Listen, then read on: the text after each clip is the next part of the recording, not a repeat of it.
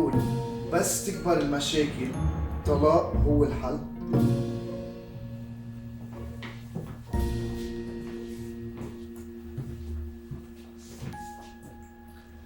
اوكي. انا برايي الطلاق او حيلا اثنين ماريد كابل شو اتند كابل ثيرابي حتى لو ما في مشاكل.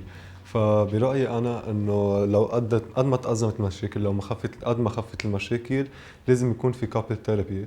واذا صار في عنا كتير باد اكشنز بين شخصين، اوكي، ووصل لمحل بطل في فيلينجز او بطل صار في عنف او ما بعرف شو صار، برايي انه الطلاق هو الحل المناسب، لان الطلاق هو result of bad actions. فبنفس الوقت it opens up new opportunities and new love. الطلاق هو الحل المناسب إذا كان بلشت الريليشن شيب تأثر على المنتل هيلث تبعهم اثنيناتهم، على الجو البيت، ما شو a safe place، ما شو a home، حتى even if they have kids same for them. So بالنسبة إلي إنه الطلاق ساعتها لازم ينحكى فيه، نفكر فيه أكتر إذا كانوا المشاكل هالقد جراف، هالقد كبار، هالقد صعبين ومش قادرين يحلون بين بعض، يا إنه we like advise therapy أو ساعتها they can like just divorce. طيب مثل ما انحكى قبل، الطلاق هو مش الحل، هو حل بس هو مش الحل. الحل هو ثيرابي، الحل هو انه يروحوا يمكن يتعالجوا، يمكن يتفاهموا ويحكوا. يعني في كتير اشخاص اوكي بيصير عندهم كتير مشاكل، بس هن من قبل حتى ما يتجوزوا ما كانوا اصلا متفقين على امور بحياتهم، انه يلا نتجوز، تحمسنا بنروح نتجوز. قبل حتى ما يتجوزوا نتفاهموا على هالنقط اللي يمكن هالقد بيعملوا مشاكل. خلال المرج اذا صاروا هالمشاكل وهيك، انا بفضل انه يكونوا عم يحكوا قبل. فبلاقي هو انه الطلاق هو اكيد اخر حل لازم يوصل عليه ان كيس كبلت المشاكل كتير وما قدرت تتعالج من وراء الثيرابي، الفاميلي ثيرابي والاصلاحات اللي بدهم يجربوا يعملوها بينات بعضهم. فالطلاق هو اكيد لازم يكون اخر حل لازم الواحد يلجأ عليه ان كيس كبلوا المشاكل كتير كبيره. بس بذات الوقت بخاصة إذا كان في أولاد، الكابلز ممنوع يضلوا مثل مع بعضهم حتى رغم علاقتهم السيئة، لأنه الأولاد ساعتهم بدهم يتعودوا على عادات سيئة، وهذا شيء أكيد منه منيح لتربية الأولاد. فالطلاق أكيد حل. السؤال بيقول لازم المراهقين يقرروا مع مين من الأهل بدهم يعيشوا؟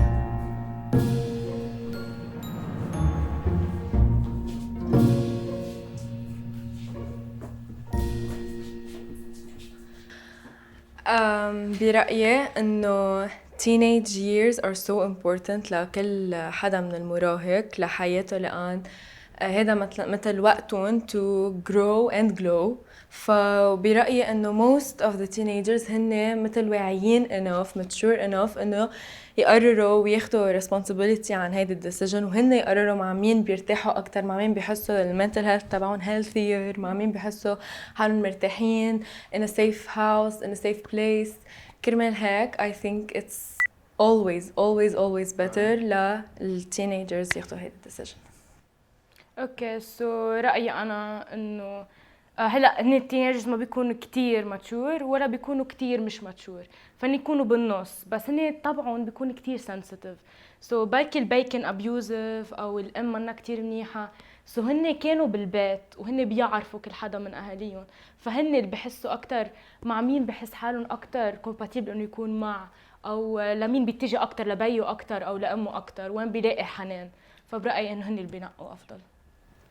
أنا برأيي إنه divorce is not about creating a villain or a hero about marriage. فبرأيي إنه قد ما تمرق التينيجر بالمشاكل العائلية حيكون واعي enough لينقي هو لأي parent حيكون معه، حيرتاح معه. بغض النظر إنه حيكون في parent يمكن abusive، فأنا برأيي إنه إذا كان villain يعني إنه عرفتوا قصدي، فإنه حيكون هو حيعرف مين حينقي.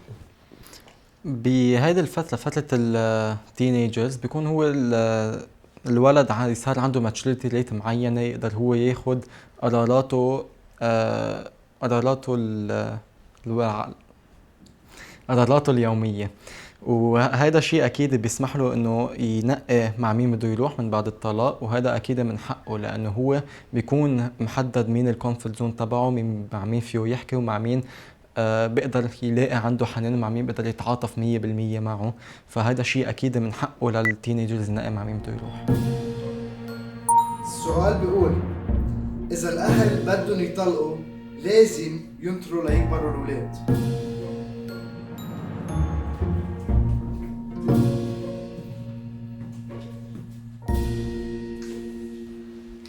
اوكي، انا برايي انه اذا في علاقه مش منيحه بين الاهل، اوكي، حيكون هذا الشيء كتير توكسيك على الاولاد.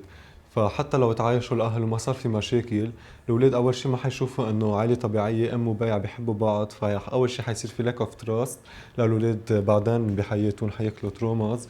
وثاني شيء حتى لو صار في مشاكل، الاولاد حتعيش كتير مشاكل اذا الاهل ما عرفوا يتعايشوا مع بعض بهذا الفتره الزمنيه. برايي اذا انفصلوا الاهل، اوكي، الاولاد حيقدروا يشوفوا انه في حل، اوكي، وبعدين ما حيصير بحياتهم زوجيه او وين they're gonna date انه ما حيصير في مشاكل بحياتهم. بالنسبة إلي إنه الطلاق إذا كان بده يصير وما عادش في حل تاني غير إنه يصير الطلاق، فلازم يكون خلص يعني يصير. لأن أول شيء دايما نحن عم نركز على اوكي هلا المنتل هيلث تبع الاولاد، اوكي اكيد مهمه، بس كمان تبع البيرنتس كمان مهمه. نحن دائما بننسى هذا الموضوع، حتى لو هن عم بيضحوا بكل شيء كرمال الاولاد ما لازم ننسى كمان هن تضحيتهم. فهن ما حيكونوا مرتاحين اصلا، ما حيقدروا يامنوا الهيلثي فاميلي للاولاد كل هذا الوقت. انا برايي لو قد ما كان الولد صغير او كبير، الولد حيضل حاطط فكره براسه انه انا عندي بابا لحال وماما لحال، مع شو نسوا. فهيك كمان حيأثر عليه. تخيل شوف رفقاته بالمدرسة، برحلة مدرسة أهله الاثنين رايحين، بس هو يا الماما يا البابا، أوقات اثنيناتهم لا، يمكن عمتهم يمكن خالتهم يمكن ستهم. فشوي بتأذي كمان على الولد حتى انه يشوف انه اهله بعاد عنه. بس اذا كان الولد شوي اكتر اكبر، عرف انه هون في مشاكل بين الاهل، كرمال هيك فصل بابا عن ماما، كرمال هيك انا هون ماني مع الاثنين. أنا بوافقك على اللي قلتيه، بس بدي زيد على اللي قلته إنه مزبوط. بس هو الولد أصلاً يعني حيصير أوكي فرق بين ماما وبابا، بس كمان هو أصلاً بالبيت ما في علاقة بين ماما وبابا، ما عم بيطلع ويلاقي healthy couple، عندي أهل عن جد مثالية. ما حيكون في أصلاً، ما حيكون عندهم أصلاً الانرجي إنه يعطوا هيدا الحيوية، هيدا هيك الهيبة يعني بالبيت للولاد أو لإلهم. ما حتكون a healthy family، ما حتكون a healthy house. It's not good for either of them. فبيلاقي انه الولد رغم ان كان كبير او صغير، الطلاق اذا وصلوا لهيدي المرحلة من العلاقة لازم يصير. لانه خاصة اذا الولد الصغير هو بيكون مثل السفنجة، بيسحب كل شيء ما في حول الانفايرمنت اللي عايش فيها. فاذا الاهل هن مع بعض وعايشين بعلاقة سيئة مع بعض، بس كان الولد هيدي العلاقة حتضلها سيئة حتعطي انه اباد انفلونس لهذا الولد، وهذا اكيد حيأثر عليه mentally speaking و psychologically speaking. فالطلاق لازم يصير اسرع وقت ممكن كرمال يخففوا اكثر ما فيهم دامج. اوقات الولد يمكن يكون عايش بهذا الشيء انه اهلي ما كتير عم بيعرفوا يربوني، لانه يمكن هن منفصلين مع بعض. بس اذا كان صغير ما حينتبه لهالموضوع هذا. اذا شوي اكبر صار وفهموه اهله انه القصه كذا كذا كذا، انت حتصير يمكن عايش بهالعائله لانه 3/4 الاهالي اللي بيطلقوا يمكن الام تفل، يمكن الباي يتجوز مره ثانيه، هو حيصير عنده 2 ماما وواحد بابا. فهون حيضيع الولد اذا كان صغير. بس اذا كان بعمر كفايه انه هو يفهم هذا الشيء، انا برايي انه يعملوا على كبر، يحكوا على كبر. اوكي، انا برايي انه الولد قد ما كان صغير يمكن ما يكون هو منه اكيد منه بارادته وحيقول انه انا اوكي بدي اهلي يطلقوا، انه هذا الشيء منيح لإلي. بالعكس، ولد صغير حيكون عم انه he will be searching لللاف بين عائلته، وبده اكيد عائله طبيعيه. اكيد ما حيكون عم بيقول انه انا بدي اهلي يطلقوا. مع انه بس يكبر، اذا هو كان عم يعيش بكل الصراعات بين امه وبيه، حيكبر اول شيء ما حيكون يمكن ياثر فيه ويصير هو شخص ابيوزيف. بعدين يمكن he will be abused. هذا الشيء حيصير ياثر بشخصيته كثير حيأثر بشخصيته، حيصير الشخص مش منيح. وتاني شغلة انه اذا كان كبير الشخص حتى لو حيصير في معه ترومز بحياته. فانا برايي انه الشخصين اللي يتطلقوا ويبعدوا عن بعض يمكن يصير في عنده عائله مش مثاليه، بس بالقليل حيكون في عنده ام وباي وما حيكون عايش لحاله، او بعدين يصير عنده ترومز ويصير بحاجه لهو لعلاج مش بس اهله. لحد ما بوافق معك، وخصوصا بس كانوا هن على كبر. لانه الولد هو بس كان صغير، بس هو صغير مزبوط، هو اكيد حيكون ضايع لفتره. بس كمان يعني اذا هول الاهلين قاعدين مع بعض وعلاقاتهم سيئه مع بعض، هذا الولد الصغير اكيد حياخد الباد انفلونس منهم اثنيناتهم، وهو حتاثر عليه هو وعم بيكبر، مع علاقاته مع العالم، مع علاقاته بالمدرسه، مع علاقاته مع الكل. وهذا اكيد حتكون ريلي باد ريفلكشن socially speaking و mentally speaking و psychologically speaking كمان على الولد اللي بحد نفسه. فلازم الطلاق ينعمل بأسرع وقت ممكن بهيدي الحالة كرمال يخفف الدامج على الولد. السؤال بيقول الشخصين يلي بيجمعهم الله بالزواج ممنوع أي إنسان أو شيء يفرقهم.